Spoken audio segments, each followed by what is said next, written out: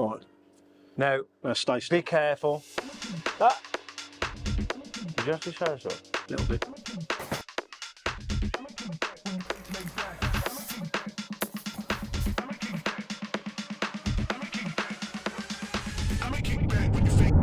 And welcome back to another episode of the TO Junkies. Yeah. Welcome back to another episode. And we've been fortunate enough to be sent out this XL grinding and honing wheel. So we thought no better opportunity to show you how we grind our chisels.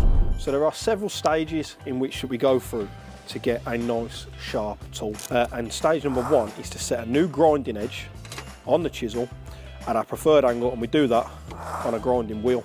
One of the advantages to using a setup like this is with this card you can actually work out the angle in which you want to grind it. So for this instance we've gone for 30 degrees and it is actually set up, scroll it up the wheel, and there you have sitting flat on the back of your chisel, 30 degrees. So we're good to go. Safety specs first. Not gone for safety squints on this one. So it actually sits in a water reservoir, and this means that the stone is consistently wet when grinding your chisel. Now, if you wasn't to do that, you could quite easily turn your chisel blue. As soon as you blued your chisel, you lose the hardened edge of the chisel. So it just keeps it nice and cool while you're grinding it, doesn't let it overheat, keeps the hardening in your tool. Keeps your tool hard. Oh. And on this now, so I'm going to step aside. How many innuendos in this whole... I know, yeah. How many innuendos in this video? Roll it. Hard tool.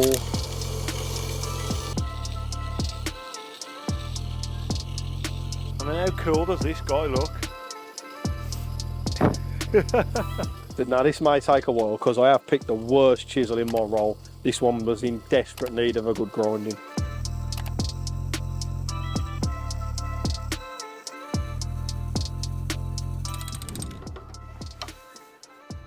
So after a few minutes of grinding, as you can see, we've managed to achieve a new flat grinding edge.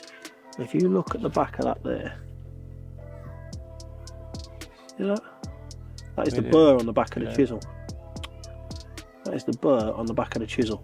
We just need to take off now before we go onto the honing wheel. The best way to do that is just go flat on the side of your wheel. So now that we've got our new grind angle, I'm going to spin the fence round, pop the chisel over onto this side where we've got a leather honing wheel, and we're going to use that to polish our freshly ground edge. So as you can see, we've got an up and a down arrow on this on button here, and this is to make sure that we spin the wheels the right way so that they're moving away from us whilst we're using the honing guide.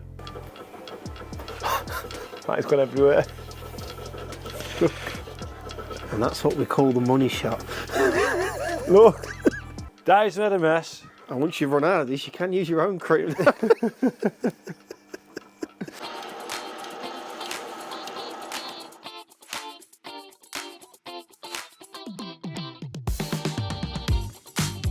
So now that we are ground with our new grind angle, we have polished it. What we're going to do now is we're going to take it to the diamond stone to actually put on a secondary cutting angle, which means that you don't have to keep going back to the grinding stone every time you want to sharpen your chisel. You can do it on site if you carry a stone like this. This is a simple one. It is a two-sided diamond stone, one coarse side, one very, very fine side. So I'm just quickly flattening the back of the chisel, just making sure that we've got a nice shine, and that ensures that we'll get a nice sharp edge when we put the cutting edge on the front. Now what I'm going to do is I'm going to lift up the chisel on the diamond stone until we meet our grind angle, which is there. Then I'm going to lift it an additional 5 degrees and give it a few passes on this coarse stone to establish our new cutting angle. So what you can see now, on the diamond stone, I've established a new cutting edge across the top edge of the chisel, and that is 5 degrees steeper than the grind angle, and that allows us to then resharpen our chisel on site. I'm going to flip the stone over now, go onto the fine side, which is 6000 grit.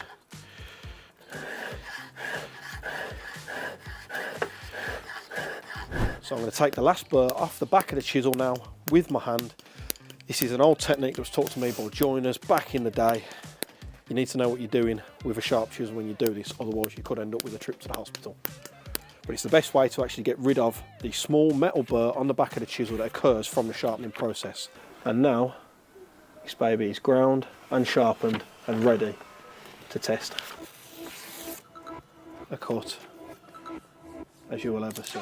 And that is how I sharpen my chisels. It might not be the only way, but it's my way, and it's a way that has always served me well over the years. So I'd like to say I'm pretty impressed with this XL grinding and honing wheel. It's a nice simple setup. You don't need much more complicated than this.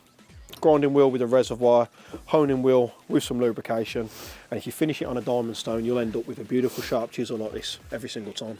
And as an average chippy on site, it's certainly something that everybody should be having, at least in the garage, in the van, or even just a stone like this, because once you've blunted your chisels, we've all done it, we've all hit a nail. There's nothing more devastating than hitting a nail. However, it's always best to keep your tools sharp. And on that note, thanks for watching. See you later.